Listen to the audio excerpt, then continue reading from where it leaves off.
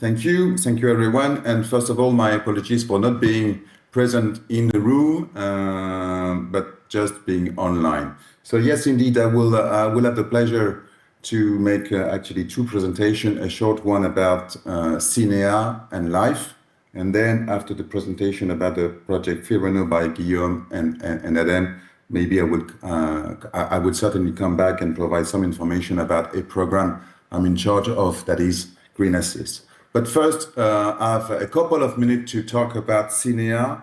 And by way of introduction, I'm Clar. I'm a senior financial engineer within this CINEA agency. So CINEA stands for the European Climate Infrastructure and Environment Executive Agency. It is, maybe next slide. Thank you. Slide. Yeah. A few words. So an executive agency is an agency that is under the sole responsibility of the Commission. So it's not a joint undertaking, something like that. The purpose is really to implement the action, let's say, designed and by the Commission and voted by the Parliament and the Council as well. So CINEA is the executive agency in charge of the Green Deal in all in components. So it's we have a budget, a huge budget of 65 billion, as you can see, over the programming period. We call it 2021-2027. We have a large staff to implement all these programs, and our portfolio in those, let's say, priorities, we call it, or thematics, is about more than 4,000 projects that we will reach by 2027. Next slide. CINEA is at the service of the EU Green Deal. So what you can see here is a few examples of the action that we support. We support them mostly through grants, some through financial instruments, and some with what we call technical assistance, i.e. advisory. I will come to that later. But you can see here some relevant action for the audience, I guess: cleaning the energy system, sustainable transport, renovating building, transforming economies and society, working with nature, biodiversity, and these kind of things. Well, also the industrial competitiveness, and anything that's related to the climate mitigation, climate adaptation. Next slide. Well, I don't want to throw too many figures here, but just to recap the indicative budget, 65 million. Here, what you see is the allocation of all this budget. I'm sorry, the acronyms are in English, but the CEF is Connecting Europe facility. It has two segments, one transport, one energy. And the second one is Horizon Europe. I guess many of you are familiar with Horizon Europe because it funds research and innovation. The Innovation Fund is the last addition to CINEA portfolio. As you see, it has a huge budget. It is the one budget funded by the ETS, emission trading system, and it supports all the action for climate mitigation. So I encourage everyone in the room to go and visit the website for the Innovation Fund, and we have a budget of 17 billion. Life is also very important. I will say a word so I don't expand right now on that. And I'm going to shift to the next slide. With no offense to the other smaller program. Here with this slide, I just wanted to say that all these priorities, I've got two tonight for you. Clean energy, I guess, and it's clean energy is served by actually 4 programs: self energy in terms of let's say connection, transmission line, and so on and so forth. Horizon Europe is mostly for the research and innovation. Renew FM, it's a financial instrument or a financial mechanism, we call it, for funding, let's say, renewable projects. And Life, also, as I will say in a minute, through the, let's say, energy transition component of life. Just to indicate that, yeah, within the thematic, it's served by several programs. And in terms of organization, if you like, within CINEA, we've got obviously departments, each of them and units, each of these units serve a program, let's say, with the difference that we have also resource and department, and the financial engineering system, the financial engineering team is actually provide transversal services. So with a team of 18 now financial engineers, we cover all this program. We have a transversal view. We participate to the design with the commission of this program, of the call for grants, notably, and we evaluate the project, all the projects that submit to this program. So that's enough for CINEA. I guess you get the full picture. Maybe a word of life, about life, in maybe 1 or 2 minutes. Next slide, please. Yeah, next, I guess. So life. You do recall the figure, it's about 5 billion. Life support various type of action, nature and biodiversity, circular economy and quality of life, climate change, which is obviously relevant for the audience tonight, and energy transition the same. One thing to keep in mind for those who are not familiar with life is that it provides grants, subsidies, through call for grants. So that's something that is enshrined in the design of life. So these calls are open. It goes with a opening date and a deadline for submitting application. It's open to public and private. And you see here the type of grant that, let's say, successful applicants, i.e. beneficiary, can benefit. So the co-financing rate varies from 60 to 95 of eligible costs. I do not go into detail at this point. The next thing that is important for those that are interested is the last line, funding and tender portal opportunities, because the next call will only be published next year. The call for 2024 is closed now. No need to rush, but it's a good idea to look for the funding and tender portal. That's all, I think, what I wanted to, or maybe next slide, yes. Within life, you have what we call the close to market services. It's actually reserved for the existing beneficiaries of life, i.e. the applicant that have been selected for grant, and they have an additional, though limited support in terms of technical assistance. But this is not this is what I'm saying about close to market is just a teaser for my next presentation on Green Assist. That is coming soon, but over to you, Guillaume, and about the Fireno project. Gauthier, thanks very much for this very relevant introduction regarding life and CINEA. So, good opportunity to step in with our project, Augustin, which is called Fireno Plus. I will discuss it later. I'm very, very happy to see you all. I am Guillaume Lorentz. I'm working for 2DI, becoming soon Sustainable Finance Observatory. Very, very enthusiastic about the future. My expertise spans research, financial innovation, and I've got a strong focus on the monetization of extra financial features. I want to talk to you about a fantastic project, which is Fireno Plus. It aims to be a real catalyst to find a private funding for energy efficiency, and specifically for a building sector. You may wonder if it really matters. Yes, it does. Just to give you an idea about the CO2 emission, it's more than 20% for France. Regarding energy consumption, it's more than 40%. So for the social impact, it's huge too. It's really a good bet to improve, living conditions. And we may keep in mind that we've got also the geopolitical topic. I mean, in terms of energy dependency.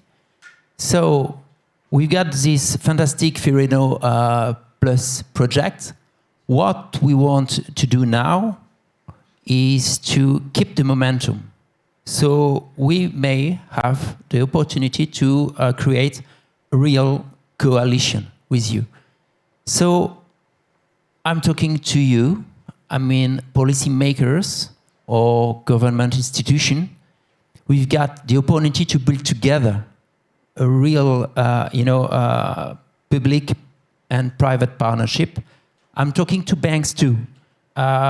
Frankly, it's an opportunity to address financial targets with promoting renovations, and by the way, reducing credit risk, reducing systematic risk, and helping the customers to improve their clearly the budgets with energy reduction bill.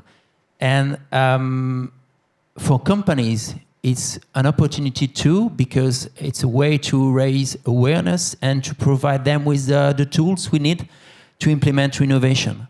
Finally, I'm talking to the academic institution. We need together to really share the best practice and ensure the dissemination. So we've got this opportunity to really contribute to your own project. And by the way, ensure that the transition come to life. So I've got the fantastic opportunity to work with Augustin, part of the consortium working within Fireno Plus. So Augustin, we are listening to you. Yes, thank you. I'm Augustin Rémy. I work for ADEME, and I wanted to present you two specific subjects we're dealing in this Fireno project.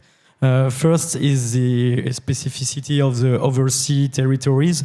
So the overseas territories are already experiencing the consequence of the climate change, which are expected to worsen in the coming years. So to address this challenge, the widespread implementation of efficient building renovation appear to be a critical issue for the resilience of this territory. Such renovation measure will align with a broader perspective of combating unsanitary condition and substandard housing, while simultaneously, from English, contributing to job creation and fight against poverty. In the economical challenge, poverty is more pronounced in the overseas territories compared to mainland France, resulting in the lack of resources to undertake efficient renovation works. So Fireno Plus emerged as an important lever to explore a financing mechanism tailored to the realities and specificities of these territories. And the second point is tertiary sectors. So in the context of energy transition, the private tertiary sectors regulation play as a role in the implementation efficient building renovation. Currently in France, we have the Eco-Energy Tertiaire framework that mandates owners and operators of buildings over 1,000 meters square reduce their energy consumption with 3 key milestones, so to 2030, 2040, and 2050. And at the European level, we have the European taxonomy. On the potential solutions we discuss in Fireno Plus, we have reflection regarding the establishment of the Super ESCO for financing efficient renovation in the private tertiary sectors. These entities will integrate both the technical and financial complexities, thereby simplifying the renovation process for private tertiary businesses. And the last point is the creation of the new tax incentive or tools in France at the national level is being considered with the state or potentially taken the first steps to encourage private tertiary stakeholders to invest in the official renovation of their buildings. Thanks a lot, Augustin. Better view on the residential, what we can do, and specifically overseas. Thanks you. Gauthier, thanks for the fantastic introduction regarding life. I mean, you may have a talk about the fantastic opportunity of Green Assist, please. Okay, thank you. Good evening again. So yes, now we are shifting to a program that is Green Assist, and I'm responsible for this program within CINEA. So what is Green Assist? Maybe next slide. Yes. Well, Green Assist, in the meantime, Green Assist stands for Green Advisory Service for Sustainable Investment Support. So by this name, it means that it focuses on sustainable investment. Oh, yes, thank you. Advisory and investment. Next slide.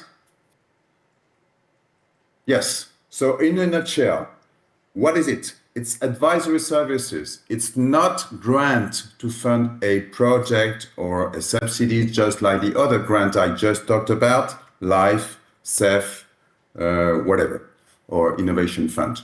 It's advisory services to prepare green or greener investment project. Here, I need to stop for a second because green, greener, sustainable, these are still vague terms. With Green Assist, we focus on environmental investment. Environmental in a sense that investment that lower environmental footprint in terms of ecological transition. So this is what we talk about. Climate mitigation is fine, but it is not, and obviously these actions are fully supported by CINEA, but this climate mitigation is not the focus of Green Assist. Climate adaptation may be, for sure. I will detail that. Why? Because we want to build a pipeline of greener investment. How? The thing here, in contrast with what I said with life goals, for example, the Green Assist is on demand. It's free, meaning that the expertise is actually paid by CINEA. The beneficiary doesn't have to pay anything for this advisory, and it's customized. It's provided on demand on a continuous basis. There is no call. Any applicant may pick up the phone, literally, and or send an email or apply online and ask for assistance. Now, assistance can be provided either by specialized experts or by consultancy. It depends about the density of the request for advisory service, namely.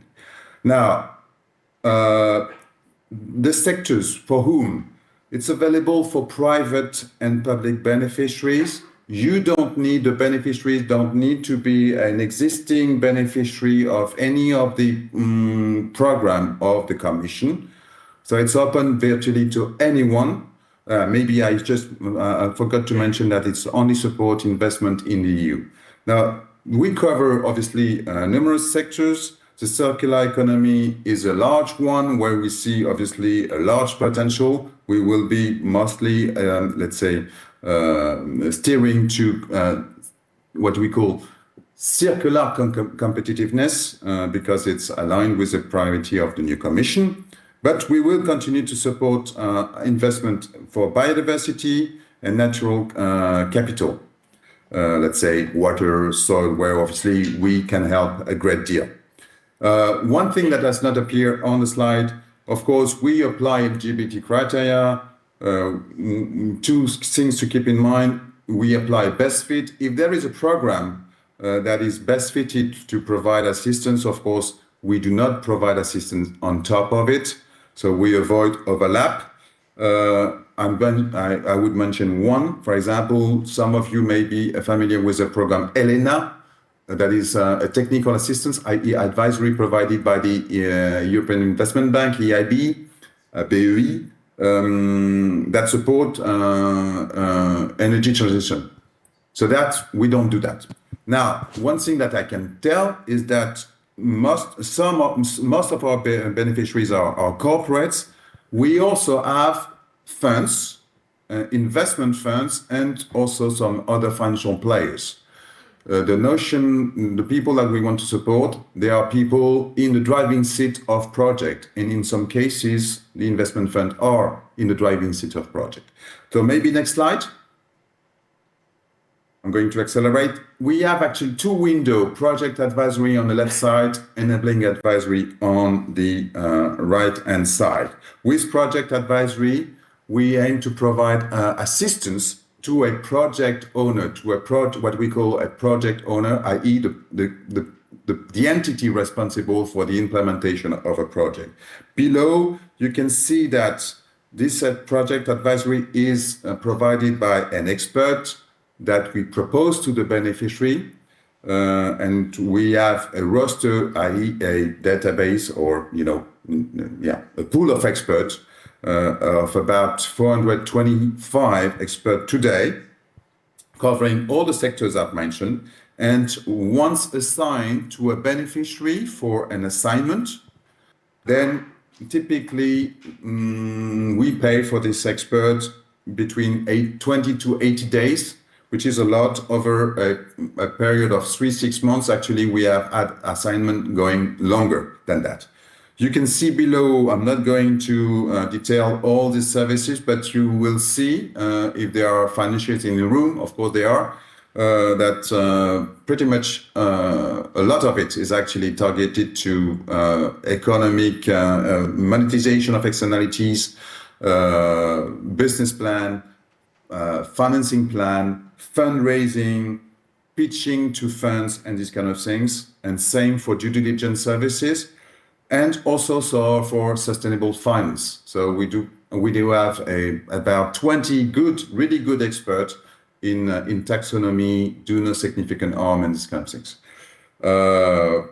Now on the right, I'm not going to expand because it's actually mostly for multipliers. It's provided by consultancy firms because with this enabling advisory, we aim to address transversal, let's say, challenges, and not the challenges that one project owner has to face.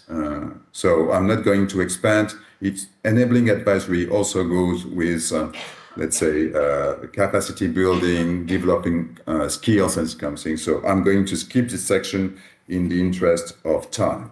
Next slide, please.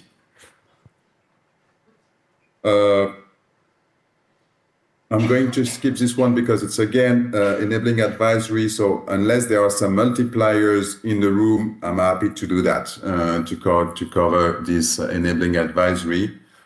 One thing maybe I can say is that even though it's directed to a multiplier or some kind of umbrella organization, Green Assist is here to help on concrete projects, meaning that we will expect that enabling advisory filters through to really project on the ground where the needs are. Next slide. Yeah, maybe a word to say that, and really,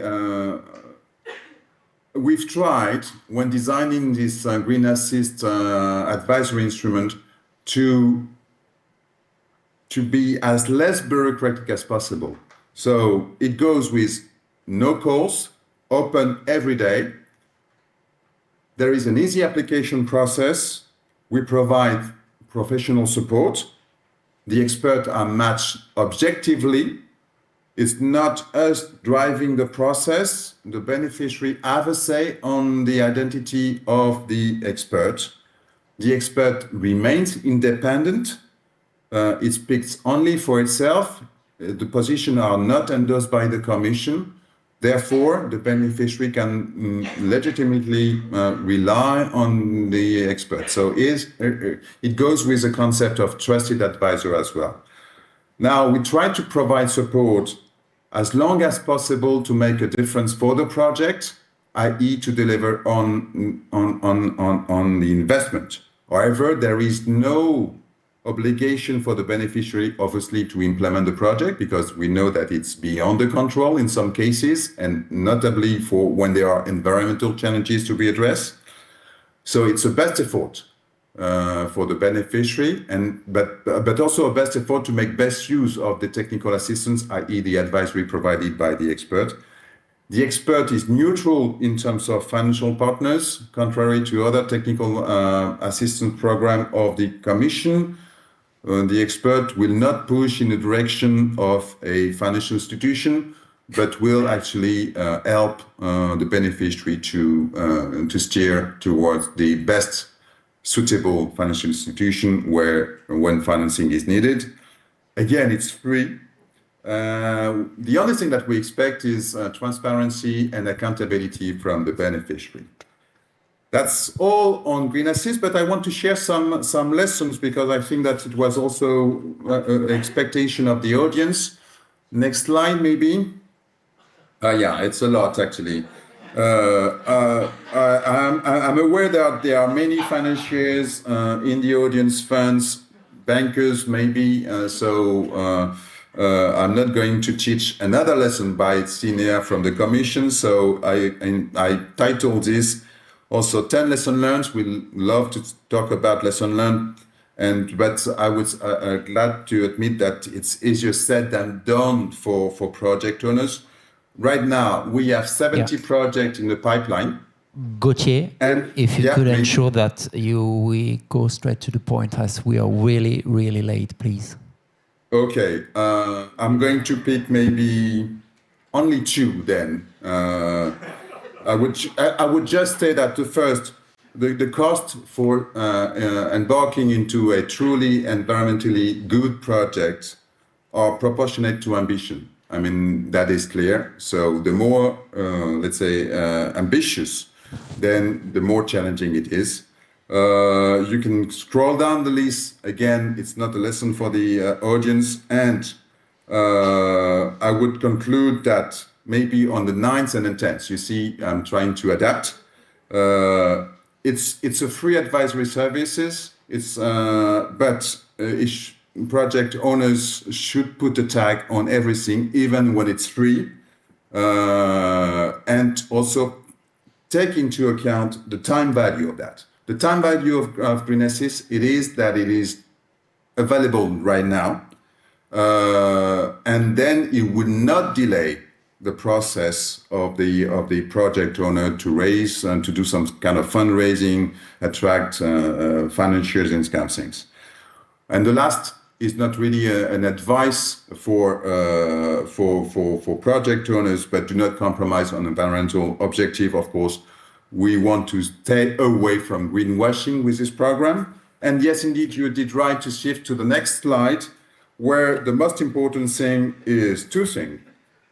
The repository of project is unfortunately not yet available. It's coming soon. And the maybe most important thing of tonight is the web page, where you can see the QR code.